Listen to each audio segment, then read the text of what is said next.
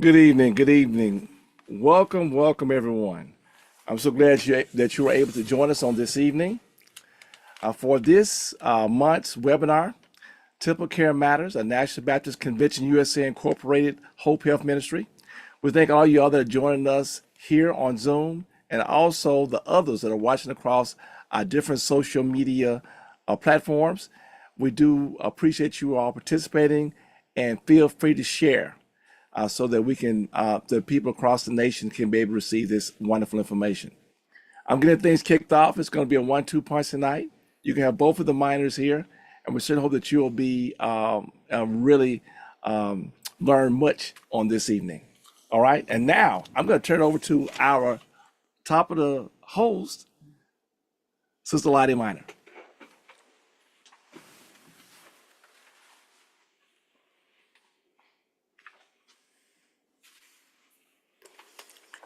Hi, everybody. Good evening. Good evening. All right. So glad to be here. Thank you, husband, for getting us started. We are not going to prolong the time. Appreciate everybody who is here with us this evening. So very happy to see our guest of honor tonight, Shane Ellis. Shane, I think I knew you many moons ago in Hernando High School, I think. Probably so. Uh-huh. So we're gonna continue on. All right. So again, good evening, National Baptist Convention USA Incorporated. Welcome to this evening's webinar, our TempleCare Matters. We want to acknowledge our president, Dr. Boise Kimber. We also want to give a shout out to our National Hope director, who you just saw a moment ago, my husband, Dr. Michael O. Minor. Tonight's Hope webinar introductions is what I want to do real quickly, and then I want to do also a monthly health focus. So first of all, again, welcome to this month's denominational health and wellness webinar. And this is just a sacred space, folks, for us as people of faith to meet. This is a meeting that embodies compassion. It allows us an opportunity for awareness, to become an action, not just knowledge, but actually doing action. As we journey through this month of December, we're going to commit ourselves to make safe choices. We want to strengthen our bodies through prevention, and we want to prepare the congregations that we serve for a new year of more holistic well-being. Some of the health observances for the month of December. This is National Drunk and Drugged Driving Prevention Month, 3D Prevention Month. And we know that December, because of all the holidays and festivities, it calls us to make sober choices and to have safe travels. Our special guest panelist tonight is going to share strategies to protect lives, promote responsibility, and remind us that prevention is a sacred act of care for our communities. I like to say, as the people of old used to say, an ounce of prevention beats a pound of cure. So we want to get in front of these potential problems. December is also National Influenza Vaccination. December the 8th through 12th is Vaccination Week. National Influenza Vaccination Week, December 8th through 12th. As flu season peaks, we encourage vaccinations for all ages, especially our elders, our children, and those who have chronic conditions. Churches can serve, as always, as the trusted voices, urging members to protect themselves and their loved ones through getting timely shots. That's very, very important. Also, we want to look at a preview for the month of January. January is National Volunteer Blood Donor Month. Looking ahead, January is an opportunity to celebrate life-saving heroes who donate blood. And this webinar is going to prepare congregations to host blood drives in the new year, highlight the power of faith communities, and meet urgent health needs. And then finally, our 2026 Suggested Health and Wellness Observance Overview. We're going to tonight provide a sneak preview of next year's calendar. We're going to offer some practical guidance on how ministries can integrate the monthly health observance themes into their worship, their outreach, their wellness planning, and the forward-looking resource equips churches to stay proactive and impactful. Gives you an opportunity to kind of know what's coming and to plan for it accordingly. All right. Again, I got to thank you again, everyone, for being with us, for joining us tonight. And as many of you know, this webinar is part of our continuing First Tuesday TempleCare Matters series that we've been doing for a very long time. And we're grateful for all of you for your ongoing support and engagement. All right, so we're going to do a little update on our respiratory infections. I don't even like to talk about them, but we must. So, COVID-19 activity is low. It's only 0.34% of the emergency room visits. The dominant strain is something called XFG family. We've gone through the alphabet with COVID. The symptoms of COVID are cough, fever, fatigue, and sore throat. And updated vaccines remain the keys for continued protection. So the numbers are low, but it is not gone. Keep that in mind. People still get COVID. Okay. The next thing, influenza, the flu, as we call it. Cases are surging nationally, especially in New York and Michigan. This particular strain is called H3N2 subclade K. Just another long name for the type of flu that's out there this year. Vaccines are effective. They still reduce hospitalizations. 70 to 75% of hospitalizations are reduced for children, and 30 to 40% of adults. Same thing with them. It keeps adults, particularly our older adults, out of the hospital. And some hospitals, because of the flu, are reinstating mask mandates. Okay. So bear that in mind. I would suggest that you should not wait for your hospital to mandate it. If you know the flu is raging and you have children or seniors in your circle, just put the mask on. It's only for a little while. Take it off when you leave. But we want to protect everybody. Okay. The next respiratory condition is the RSV. RSV is rising among children under 4 years old. And this is just the seasonal peak that we've seen with RSV over the last couple of years. A new antibody shot can cut infant hospitalizations by 80 to 90%. And vaccines also help older adults through protection, though the protection from that vaccine does wane over time.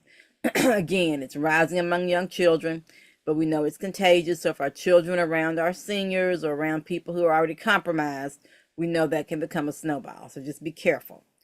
Our key takeaways here is that COVID-19 is low but persistent. So if you have not done your booster, remember that boosters do matter. The flu or influenza is making a sharp rise. Vaccinations still save lives. And then finally, RSV, infants and our elderly need protection. These new tools that are coming out are effective, even though, like I said, the vaccine does wane over time. But for those that fit those categories, please keep that in mind. So, with National Flu Vaccination Week this week underway, we're going to place special emphasis on flu awareness and protection. Guys, the flu is not the same as a bad cold.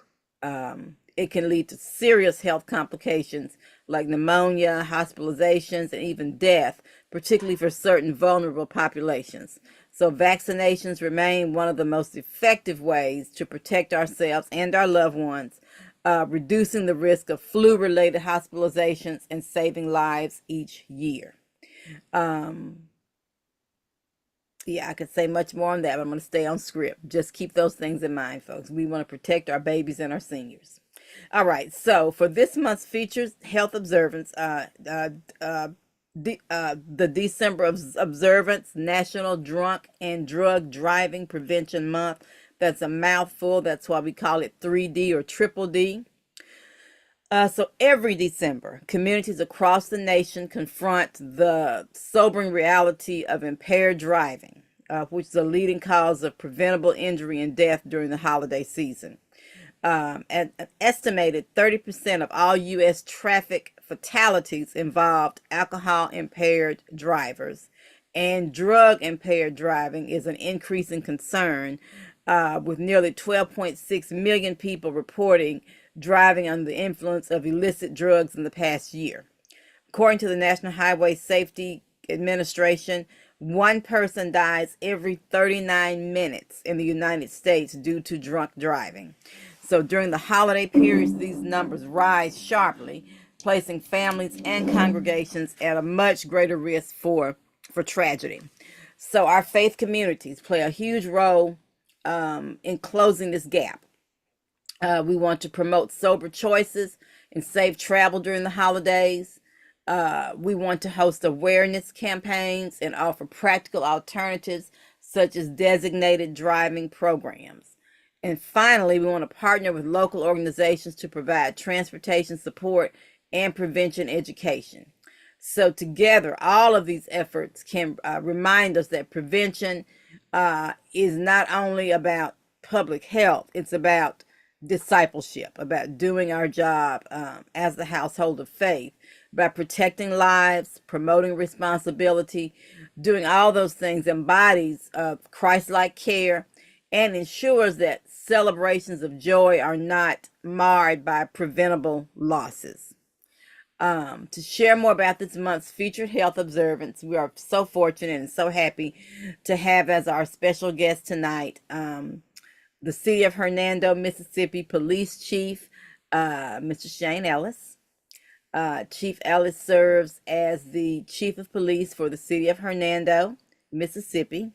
A lifelong resident of DeSoto County, Chief Ellis has faithfully dedicated nearly 3 decades to protecting and serving his community. Since joining the Hernando Police Department in 1995, he has advanced through the ranks with distinction, holding roles in patrol, investigations, and leadership before serving as assistant chief for 15 years. In December 2022, Chief Ellis was sworn in as Hernando's Chief of Police. And y'all, I'm smiling because that's my hometown. That's why I'm grinning so big. His appointment was met with strong support from city leadership, reflecting his reputation for integrity, vision, and steadfast commitment to public safety. Chief Ellis is a graduate of the prestigious FBI National Academy, Session 265, which equipped him with advanced training in law enforcement leadership and community engagement. Under his guidance, the Hernando Police Department continues to be recognized as one of Mississippi's top departments. Throughout his career, Chief Ellis has emphasized collaboration, accountability, and care for the men and women of his department. He often reminds the community that it's not my department. The officers make it what it is. My job is to take care of them and fight for them. This servant leadership approach has strengthened trust between law enforcement and the citizens of Hernando. So, welcome, Chief Ellis. Oh, thank Glad you to very have you. much. Yes, sir. So we've already talked about briefly that impaired driving remains one of the leading causes of preventable deaths in the country.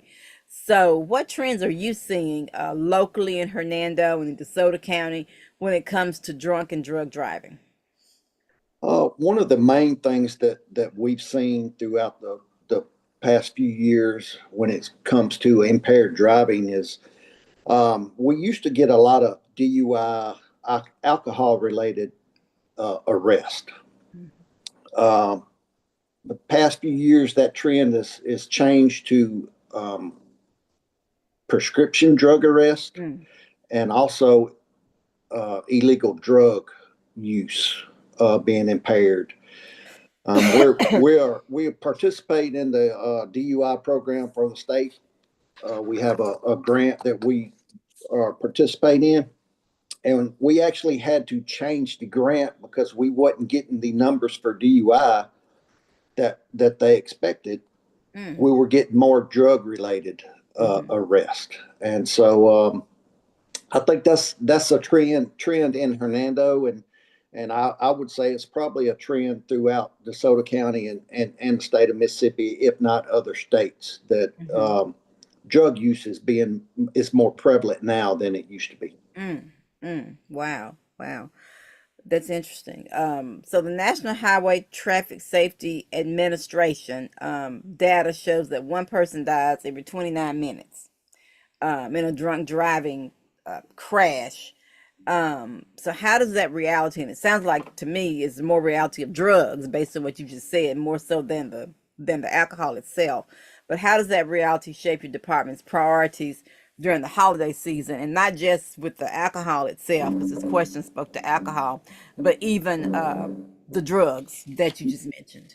Yes, ma'am. Well, during the holiday season, we pick up our safety checkpoints.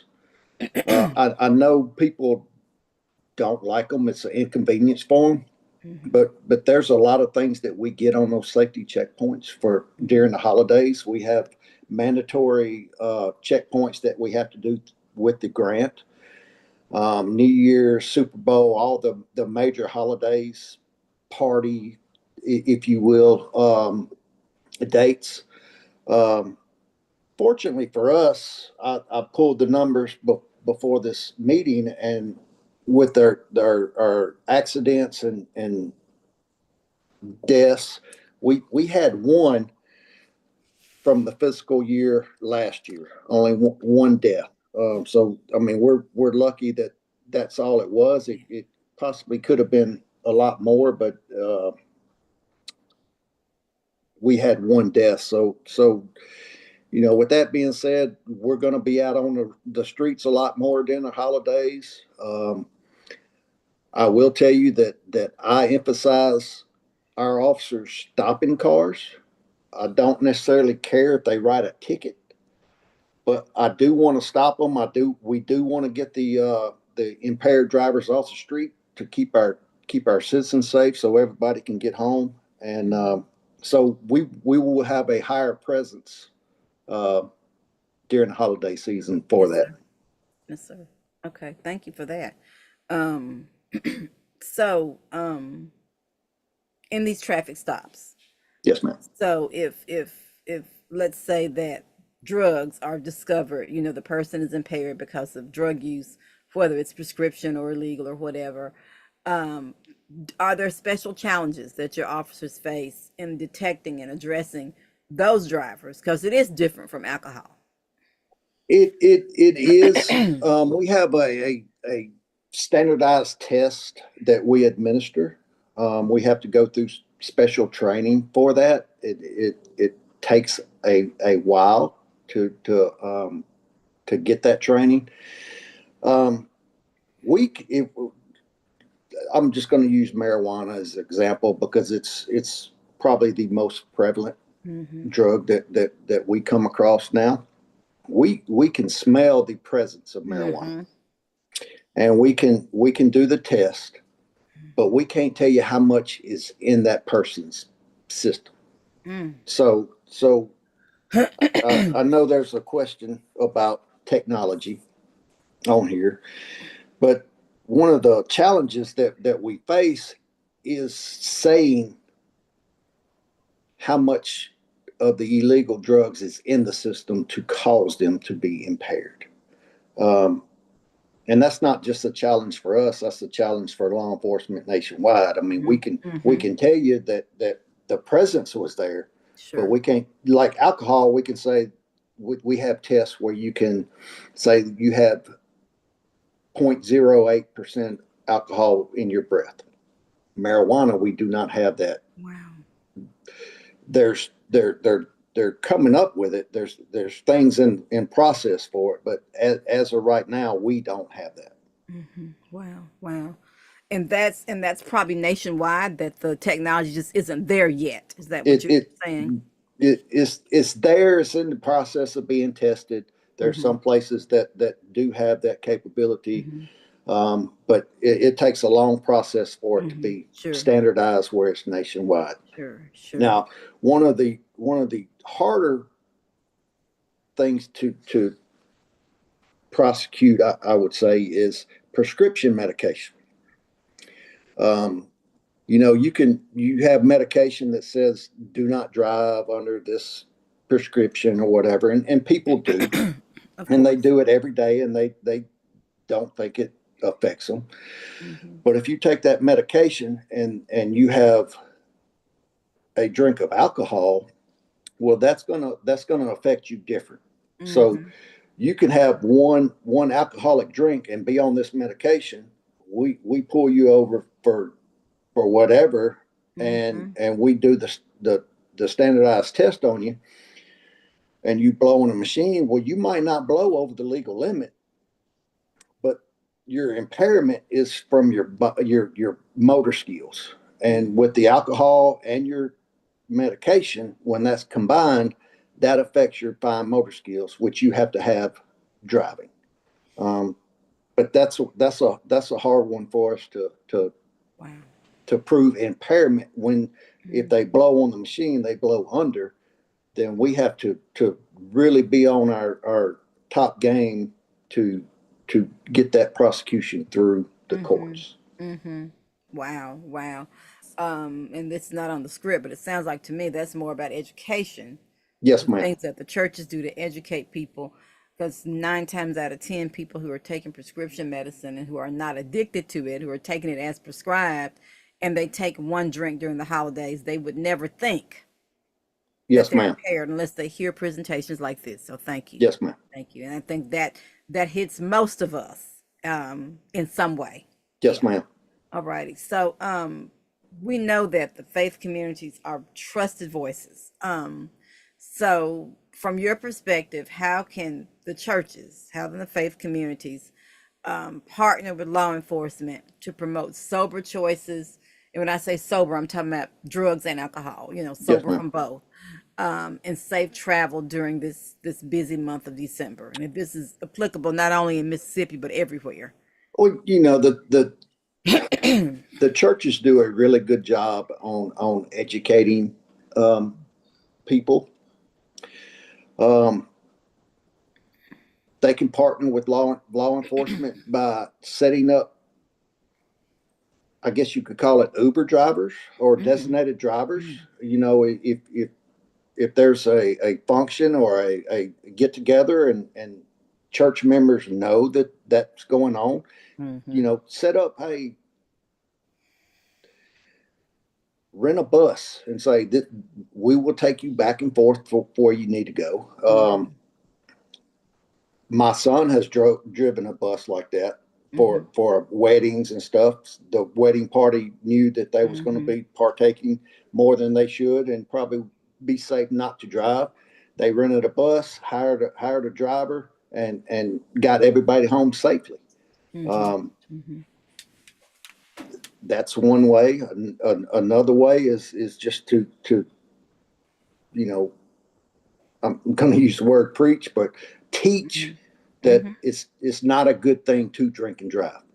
You know, years ago it was kind of a taboo to do it, and socially it's been accepted, Mm-hmm. and that has caused a lot of problems because everybody thinks it's okay, Mm-hmm. and it's not okay. It causes a lot of heartache, death, injuries, and as a society, we tend to think that it's okay to drink and drive when it actually is not. Mm-hmm. So I would recommend to just keep pushing the narrative that drinking and driving is not okay. Mm-hmm. And I'll say this in the faith community, particularly in the Baptist church, this is a National Baptist Convention call that we're on. In all honesty, our church doctrine talks about alcohol itself. Obviously, you're not working to promote any particular faith tradition, but technically, our teaching has been to not drink. And I think where the church has dropped the ball is by not being realistic and saying, okay, we know you're going to drink. We know what we believe, but then we know that you're going to drink. If you're going to do that, don't be embarrassed. We've got somebody here who's going to drive for you. Yes, No ma'am. judgment. No Yes, judgment. Yeah, I yes, ma'am. think I think that's where the issue comes about, particularly with some of the churches that may be represented on this call. As you said, it's taboo. We want to pretend like this doesn't happen.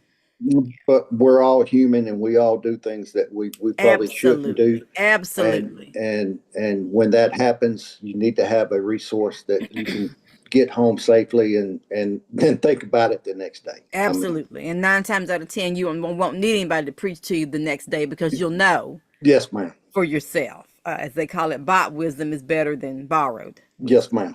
Yes, sir. So, thank you on that. Let's talk a little bit about young people. The statistics show that young drivers are disproportionately involved in impaired driving crashes. So, what prevention strategies are most effective in reaching teenagers and young adults in our communities? Well, we do a program at the high school. We try to reach the teenagers, where we do a prom promise during prom. We Mm-hmm. set up an accident scene. We have the fire department, medics, officers. Mm-hmm.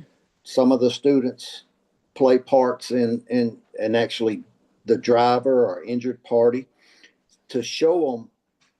We set up the scenario and show them what can happen. Mm-hmm. Um, and that's not just for prom. It's for any time you get behind the wheel and you've been drinking or whatnot. That this can happen, and Mm-hmm. this can be the consequences for it. And there's been times that we've had the wing out there where they come and land, and I mean it shows the tragedy that can happen with a mistake Yes. or poor judgment. Mm-hmm. And we have officers in the schools, particularly the high school, where they talk to the students about alcohol and drugs, and we just kind of push the narrative and hope that they see that that's something that you really don't need to do. Mm-hmm. Again, I think transparency in the faith community and transparency from parents about this, and not sticking their head in the sand and thinking, Yes, oh, ma'am. my child won't do that, um, would help. Would help. That would make your job easier, I'm sure. Yes, ma'am. Yes, sir. So I mean, all through this call, it's kind of been obvious that community, the church, The whole village is really is vital to making all this work in terms of preventing the drunk or drug driving. So, how do I mean, you've already mentioned working with the schools to educate people, but can you share anything else about balancing enforcement with education, prevention campaigns, whatever can be done, not only in the schools, but even that young people would take home and share with their families so this does become a community effort? Well, as kids,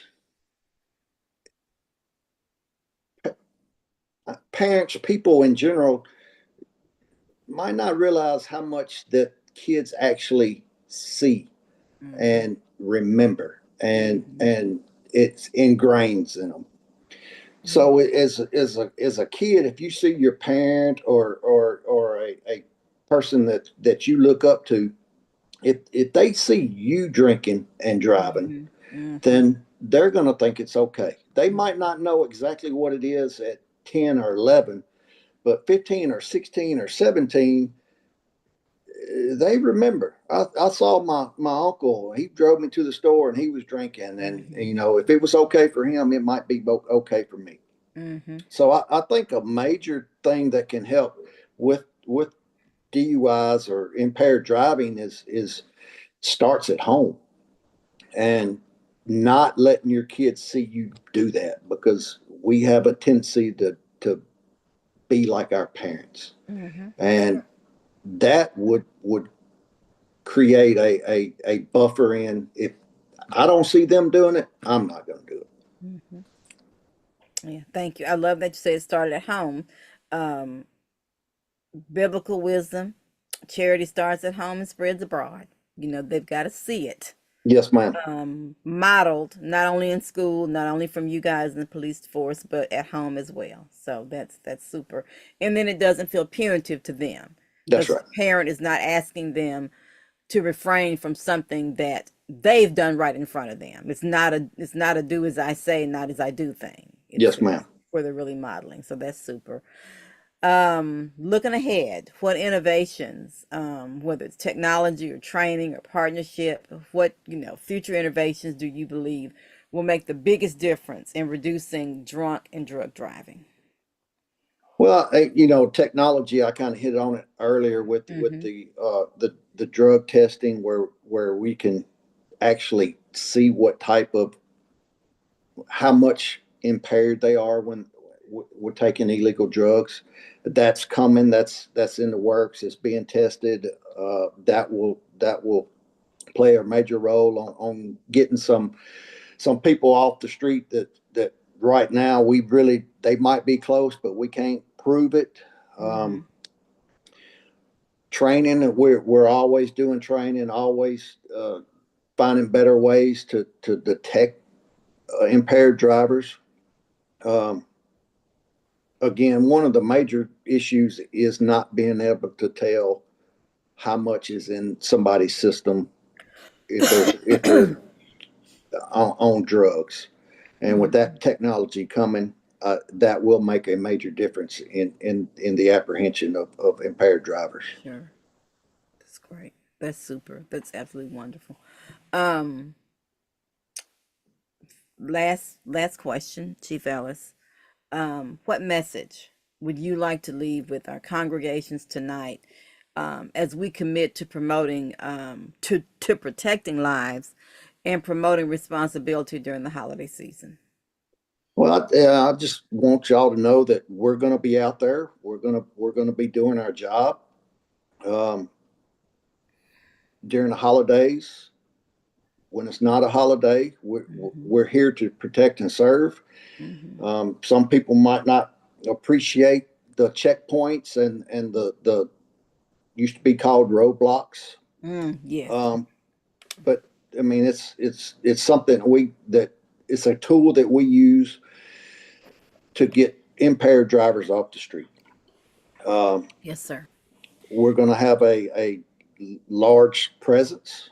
I mean, I have talked to a lot of people that come through Hernando, and speaking strictly for Hernando. Mm-hmm. And I tell them, I said, if you come through downtown and you don't see a police officer, I want to know, because I want the presence. I want the citizens to know that we're out there doing our job.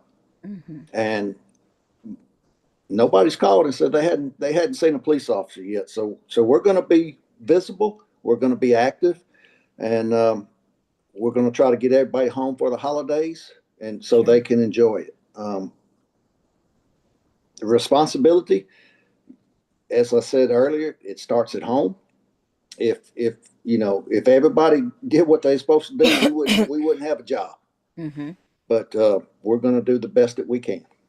That's great. That's absolutely wonderful. Thank you so much. We appreciate you. I think oftentimes we forget to say thank you to our Yeah, officers, because you guys do an awesome job with trying to keep our streets safe when it comes to drink and drug driving. And that's very, very important. So thank you so much. yes, ma'am. Thank you. Um, Tonight's discussion just is another reminder for us that impaired driving is not only a public safety issue, it's a matter of stewardship, it's a matter of compassion. Every choice that we make behind the wheel has the power to protect or harm. It has the power to take someone's life, potentially, including our own. So, as faith communities, we're called to model responsibility, to provide safe alternatives, and to stand with families during this holiday season. Together, we can break the cycle of preventable tragedy and build a future where celebrations are marked with joy and not loss and fear. So let's continue to encourage sober choices, promote safe travel, and embody Christ-like care in all that we do. Prevention is discipleship, and saving lives is part of our ministry. So, as we close our focus on safe choices this holiday season, let's look ahead with hope, preparing to celebrate life-saving heroes during January's National Volunteer Blood Donor Month. Again, this is an annual observance that gives every that reminds us that every donation is a gift of hope, sustaining patience in times of urgent need. Faith communities have a unique opportunity to lead the way, hosting blood drives that not only save lives but also embody the call to service and compassion. So, a couple of things about blood donor month. There is a critical need. There's always a critical need because blood is not something that can be um, manufactured. And I know some say, well, yeah, they're blood products that they give in the hospital for people who don't believe in transfusions, but that's an exception. By and large, blood is organic. It comes from volunteer donors. So hospitals rely on a steady supply to treat trauma patients, cancer survivors, surgical cases, and those with chronic illnesses. So this becomes more urgent in the winter months because there's a decline in donations. People don't go out and donate as much during the holidays, or maybe they're sick with the flu or COVID, or perhaps they're just busy with the holiday season, but the demand stays the same. Chief Ellis has already talked to us about the the potential for accidents, car accidents during the holidays, the increased potential because of people drinking more, and that creates a greater need for blood donations. So let's remember to try, if we are able, to help replenish the supplies of blood at this critical time. Congregations, churches, we can serve as trusted hubs, encouraging members to give and to participate with accredited organizations to ensure safe, effective blood drives. And we know there are a couple in the Mid-South. There's one in particular that we'll talk about when we go offline, because I do believe they have locations across the country. All right, so congregational preparedness. What should our churches be doing now?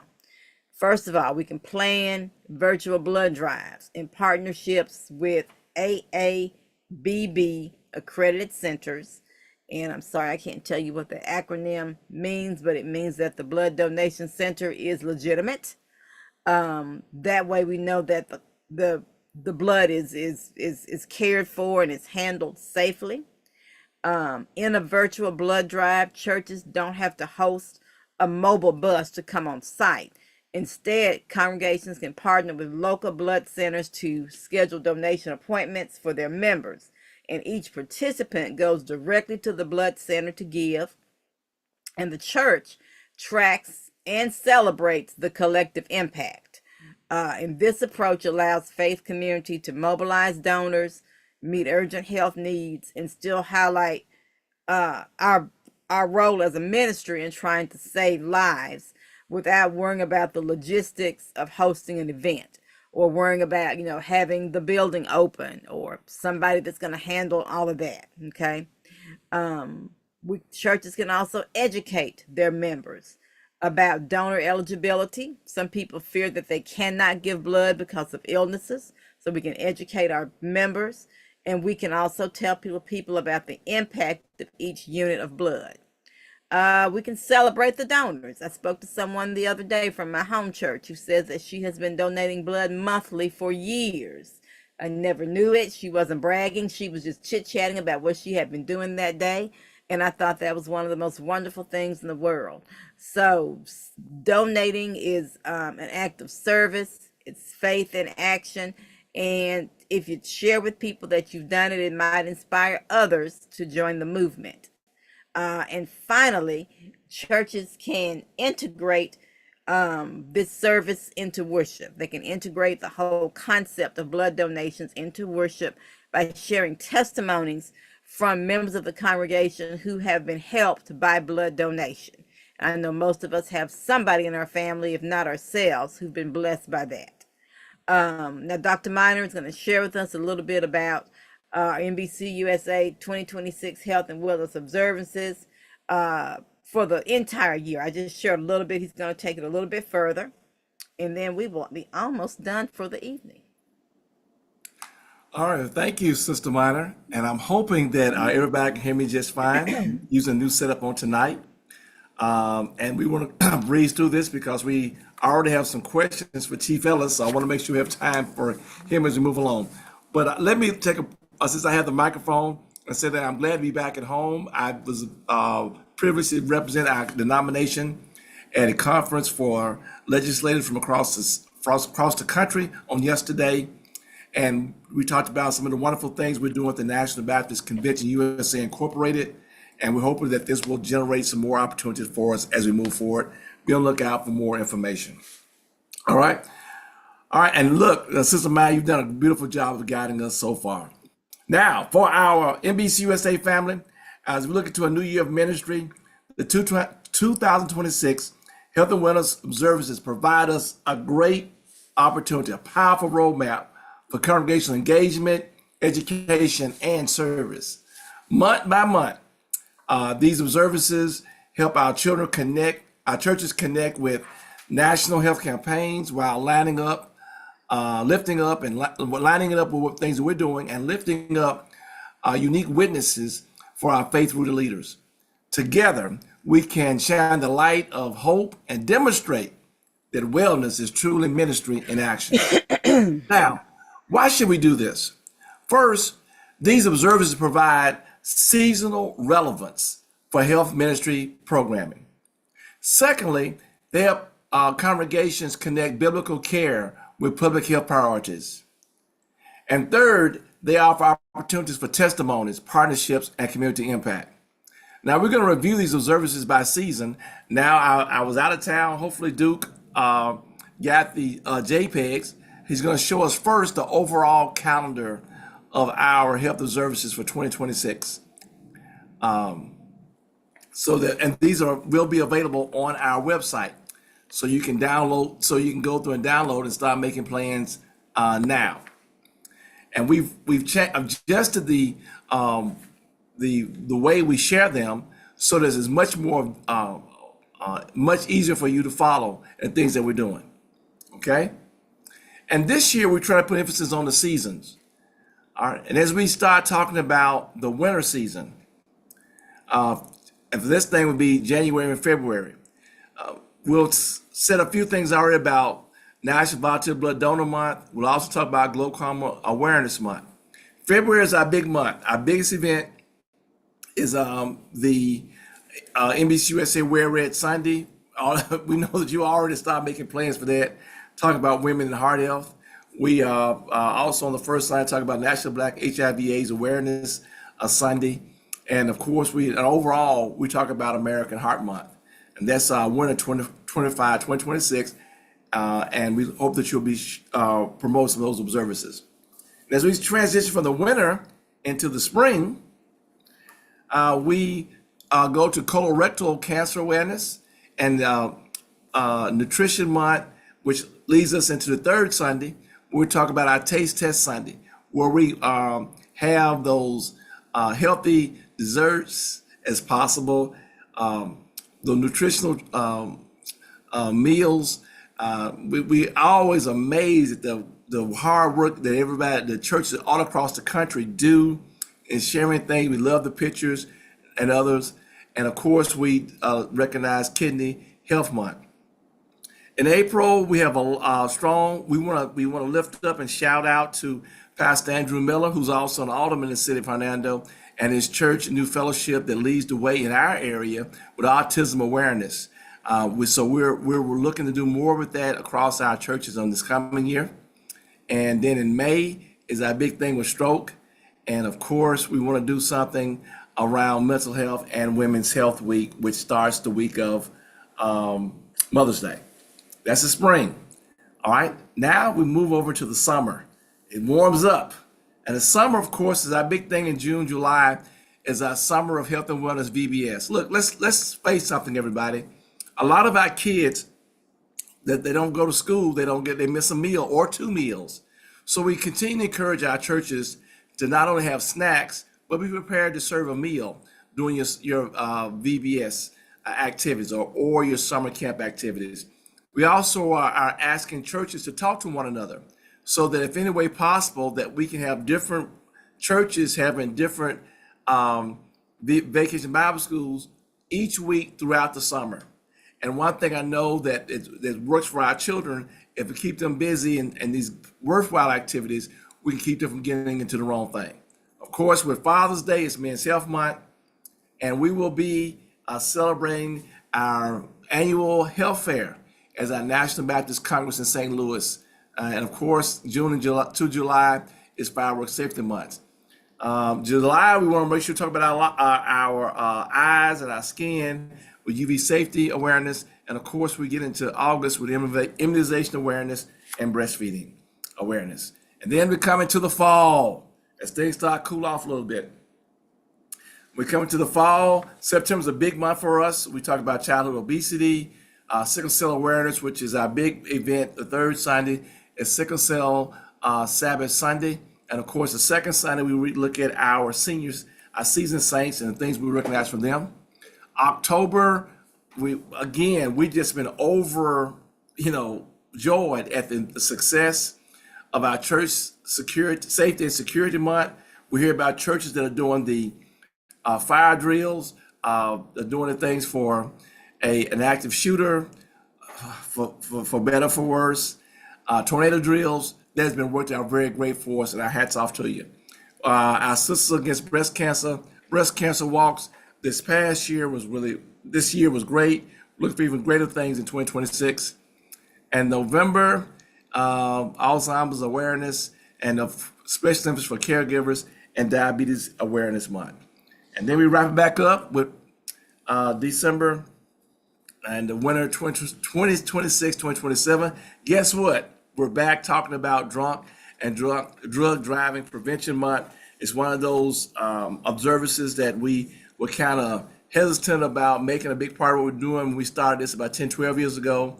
But with feedback from across our congregations, we now make this one of our annual observances. And again, we want to especially highlight our NBC USA Signature Days again, February 15th. So get your red ties out, men. Women, your red outfits. That third Sunday, we'll be able to mobilize the congregations to raise awareness for women's heart health and prevention. March 15th, Taste Test Sunday, healthy eating with creative congregation-wide taste testing events. June 15th through 18th, our health fair in St. Louis. September 20th, our Sickle Sabbath Sunday.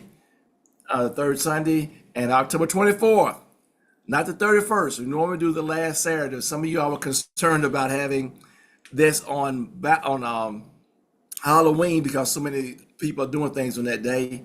So it'll be the previous Saturday, October 24th. We'll do our walks and runs. Now, how can your congregation be engaged? Look, host monthly help moments during worship. Talk to your pastor about that. Share social media tips and visuals tied to observances. Organize community screenings, walks, and educational events. Invite testimonies and praise reports that align with each thing.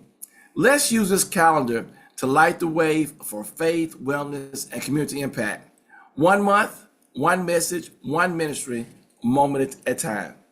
That's our overview. We'll be uploading toolkits for many of these suggested health and wellness services, so be on the lookout on our webpage. We look forward to you all sharing your stories and pictures of your local observances. And now, I'll turn it over to you, Sister Minor.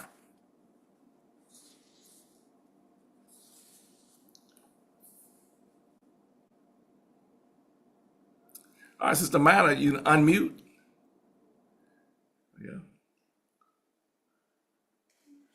Y'all couldn't hear me? Yeah, we can now. All Take it right. away. So, no, I was saying thank you, Dr. Miner, for that really quick overview of what's coming up for the year. Guys, we know you couldn't jot all that down. You couldn't remember all that. We're just kind of wetting your whistle a little bit, remind you of what we do each year. And, all that's going to be available on our website and our toolkits and all that. And, it will travel. It's to be used and used and used over and over. All right. So, couple of upcoming dates. We invite everybody to join us in Jacksonville, Florida, January 12th through 15th, 2026 for the midwinter board meeting. Stop by the H.O.P.E booth and meet our wonderful team and hear more about the impactful work that we do. That's January 12th through 15th. Another thing that we want everybody to be aware of is the Health Ambassador Training update. We are updating our certification.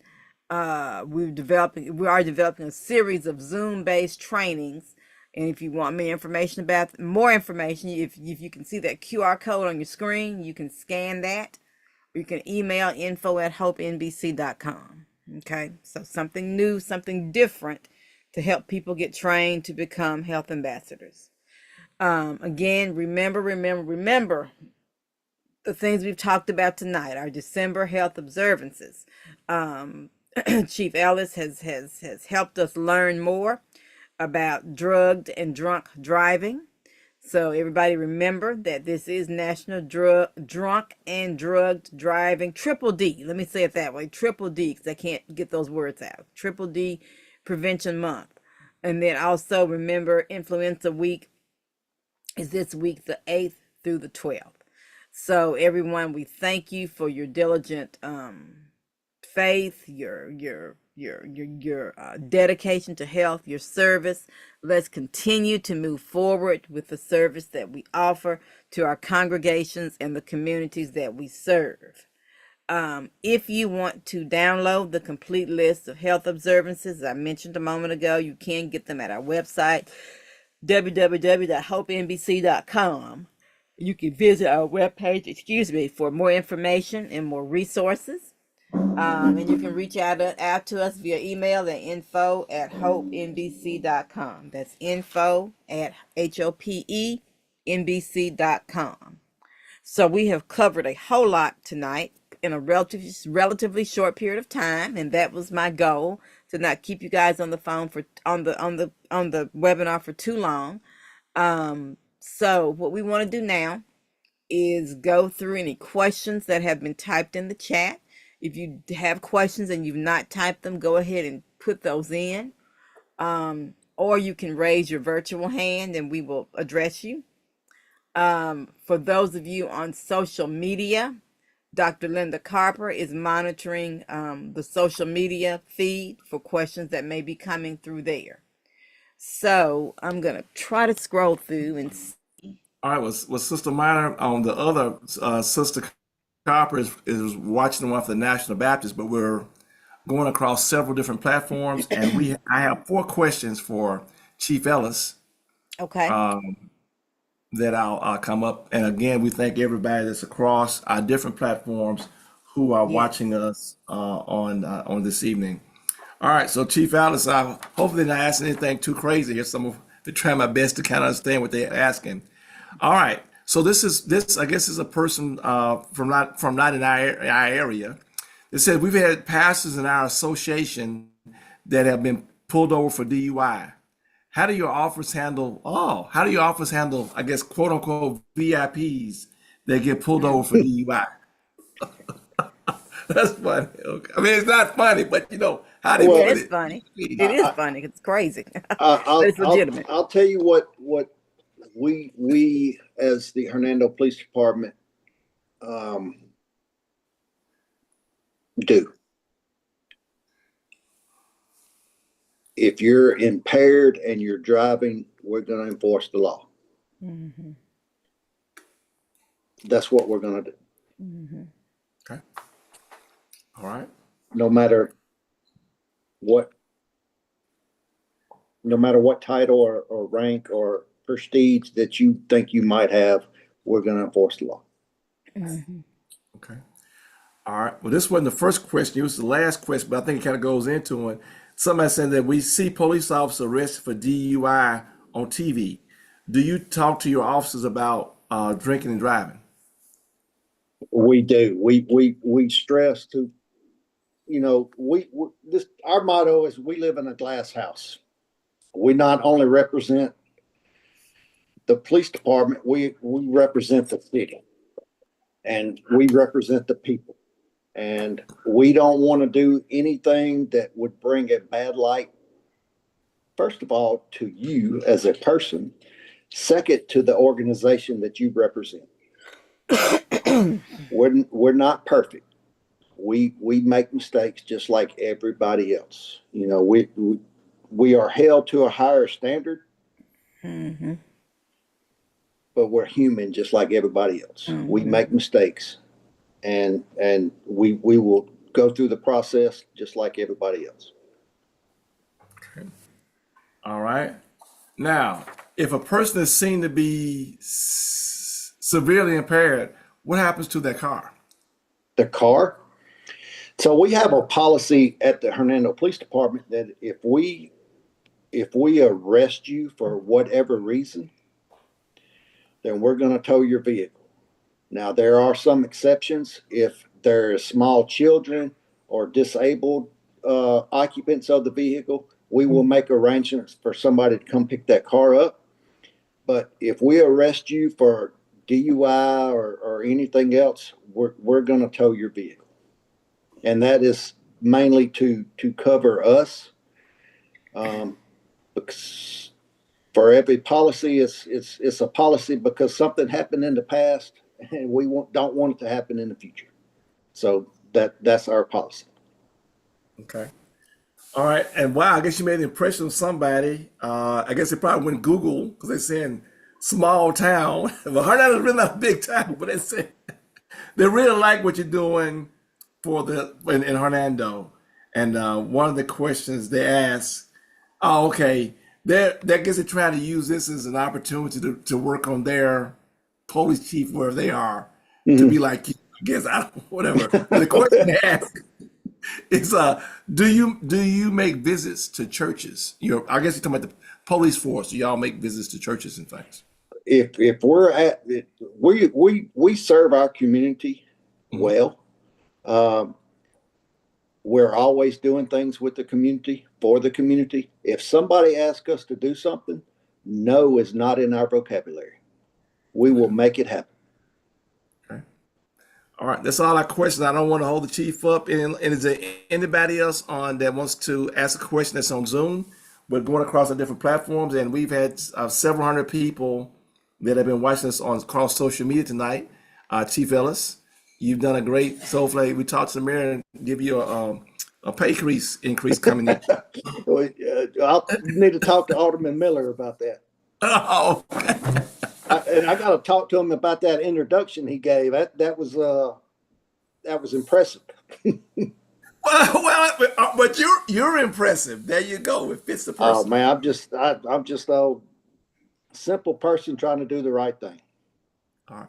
Well, those are all the questions we have. If there's any last comments you have before we let you go on No, this sir. evening? If anybody needs anything from the Hernando Police Department, don't hesitate to call. We'll help you any way we can.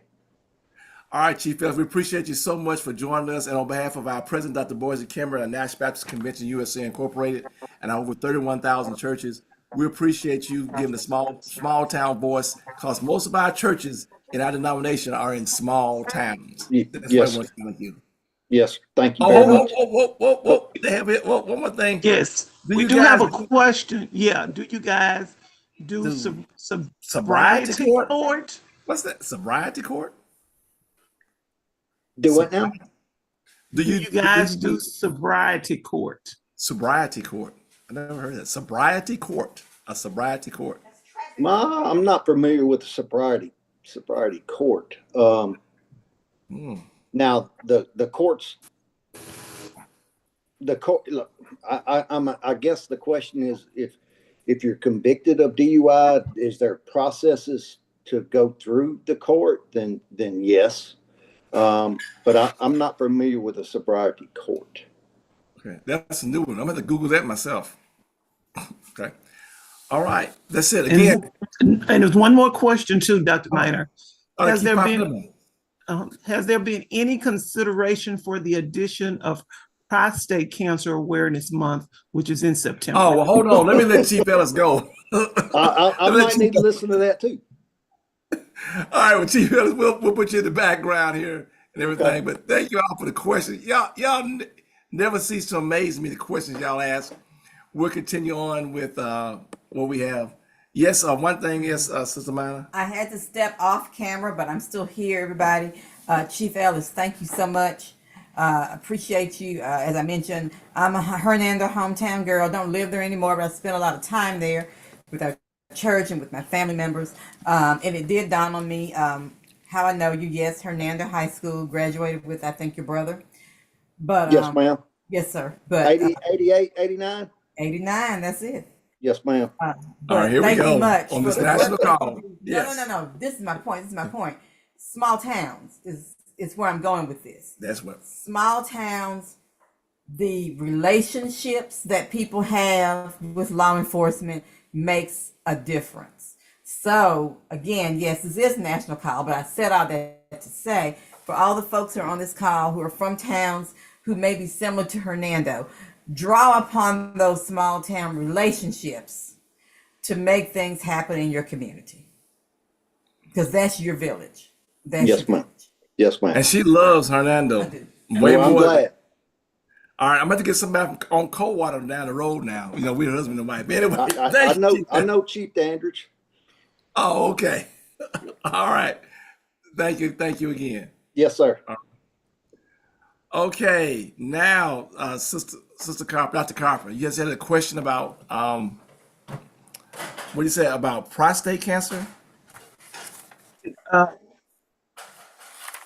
September is Prostate Cancer Awareness Month too, and this question is, has there been any consideration for the addition of Prostate Cancer Awareness Month, which is in September?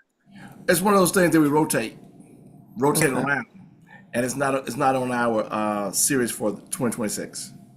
okay, thank you. Obviously, we can't cover them all in what we having, so we have to do some on a rotating basis. Okay. And somebody said that there's some people that offer classes for those. I guess that those that have DUIs is similar to drug court or something. There must be some of the larger localities. Okay. All right. Then Duke, there's a question coming for you. Looks like it, and probably by default me. When will the toolkits be available? Our church likes a 60 to 90-day planning window. Well, to all you all that we're doing our best to try to get them out at least a month in advance. We'll try to do our best to do it for our bigger events, and we're just trying to update the information and have it, and so that we can download them. What we can do, if we're able to do it, we'll leave the old ones up maybe on somewhere along that until we update them. And if you just want to have some background information on it till we get it updated, that'll be fine. Dude, is that feasible? Yes, sir, that works. Okay. All right, because we don't want to get in the way of somebody who wants to start maybe a year in advance and get some of those things done. Okay. All right. Oh wow, are you saying not to have an in-person blood drive at our church? No, we're not saying that. If you want to invite them to come and do it, by all means do so. But what we're saying is that we've heard from both sides of it, those from the blood donations organizations and those who are planning them, that a lot of people just don't show up, and it's just a lot of efforts and very few results. So if you can make it happen by bringing the bus, the mobile bus out there, wherever they have, that's great. But we're just saying by doing it virtually, and Sister Mana really shared that out. We'll try to take what she said and develop a one-pager so you have it, so that you can just work with the local blood donation center, schedule the people, and then you can celebrate your folks from your congregation to go out and get that done. Or you could do hybrid, do both. Okay, Sister Mouth, true. You can do both. You can do them in person, and you can schedule them. The bottom line is that after the holidays, there's a shortage of blood, and we need it. And I am here today because of blood donations. When I was sick back in 2000, I guess it's 2005 now. Blood donations kept me alive. So I'm very cognizant of how important it is for us to give. All right. Okay, all right. That's all the ones that have. Dr. Carpenter, anything else crossed out? I was trying to check all our pages for any other updates.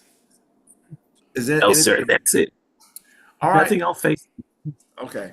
Well, I tell you, National Baptist Convention, yeah, family, y'all always give us some questions that challenge us.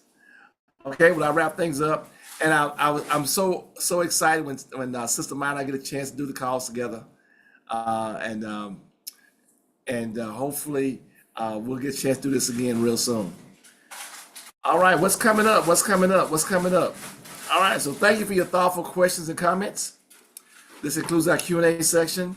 We want you to join us next month, January 6th. Join us for the second, join us on the first Tuesday, as we spotlight the January Health Services, National Volunteer Blood Donor Month, and Glaucoma Awareness Month. We'll also look ahead to Hope Wear Red Sunday, National Black HIV/AIDS Awareness Sunday, and get some updates on some other things going on in our denomination. All right. You may join us online and on social media. You know our webpage, hopenbc.com. And we're on Facebook, National Baptist Convention USA Incorporated Hope Health Initiative. We're on YouTube, NBC USA Hope. We appreciate your feedback. So we'd like you to complete our survey. I will paste the link in the chat. And we know the biggest room there is a room for improvement. We thank our team, Dr. Desi Levy, Sister Lottie Miner, Sister Nettie Johnson, Pastor Dexter Moraney, Sister Ellen McKnight Hill, Dr. Felicia Washington, Minister Geraldine Moore, Sister Loretta Miller, Dr. Lavora Williams, Sister Bettina Campbell, Dr. Marion Talley, Sister Ophelia Carr, and our most awesome technology host, Brother Thomas Duke Robinson. We give a shout out to our 7 regional coordinators in the Southeast, Brooklyn Rogers, Southwest 1, Pastor Bernard Montgomery, Southwest 2, Dr. Linda Copper, Midwest, Sister Teresa Fells Farr, the West, Sister Farah Robinson, the Northeast, Pastor Daniel Blackburn, and this will be the last time that we will mention his name. Pastor Richmond Johnson has resigned because he's moving out from Seattle, heading down to Texas. We're going to share more about his person who's going to be replacing him, and we're going to give a shout out to him for his service. Done an excellent job as our regional coordinator, and we'll talk more about that in the month of January. And wish Pastor Richmond Johnson all the best in this new chapter of his life. All right, to connect with us, you know the deal. info@hopenbc.com. Now, thank you all for joining us this evening. We know some of you all may have additional questions or comments, so we'll formally close tonight's TempleCare Matters webinar. For those joining us via Zoom, we'll open the mics shortly for additional session feedback. Anything you want to shout out to our hometown Hernando, you can do that.